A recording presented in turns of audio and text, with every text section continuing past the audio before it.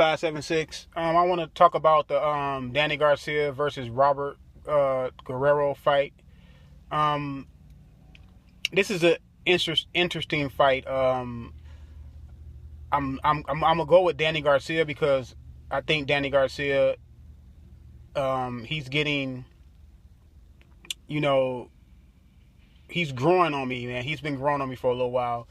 Every time you think, Danny, is not going to perform well or win, he usually comes up with the win. I know he has some iffy wins, some iffy decisions in there that some people say that he lost. I had him beating Lamont Peterson. I had him losing another fight that he had, in the one in Puerto Rico against that one fighter. I don't remember his name, but people in the comment section, let me know, because I forget his name right now. But he was, to me, a really good 140-pound fighter. He beat Lucas Matisse. He beat a lot of good fighters. He beat Eric Morales. So he knocked out Amir Khan. So he established in his legacy. He got a good legacy at 140 pounds. I believe he had two belts. But I know he had a WBC title. But he established himself at 140. Now he moved up to 147. His first fight was against Paulie Malignaggi. He won that fight handily. But I can't really grade him on Paulie Malignaggi because Paulie Malignaggi is part-time fighter, part-time analyst for Showtime, which he's really great at. He should stay and be an analyst and stop the fighting. But Robert Guerrero, since he had that Mayweather fight, he's been struggling in some fights, man.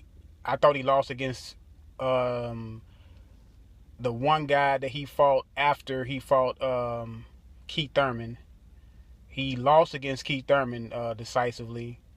I don't know. Robert Guerrero, at the lower weight classes, he was decent. I mean, he was decent. He was, I remember seeing him at 130, 135. I believe 126 he fought at too. And he was a decent fighter, but,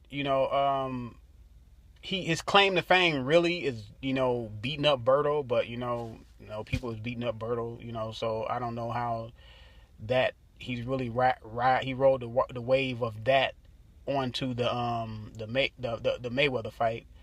But I think Robert Guerrero, he sees himself as a banger now. Usually he used to box when he was at the lower weight classes. Since he started moving up, he started becoming a banger, in your face, trying to maul you. It's not gonna. He can have some success pushing Danny back because Danny Garcia has problems fighting backwards. He has not shown me that he can really, be in control of a fight going backwards. So Robert Guerrero will have some success if he decides to do that, but Danny Garcia has a lot of power, especially in that left hook. I just see him possibly stopping Robert Guerrero because I think Robert Guerrero is going to come in there with the whole mauling tactics. He may start off boxing in the beginning, but when he get hit with something, I think he's going to try to maul Danny.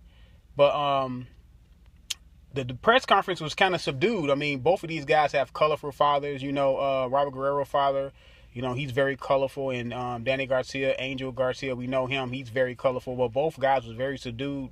I was surprised.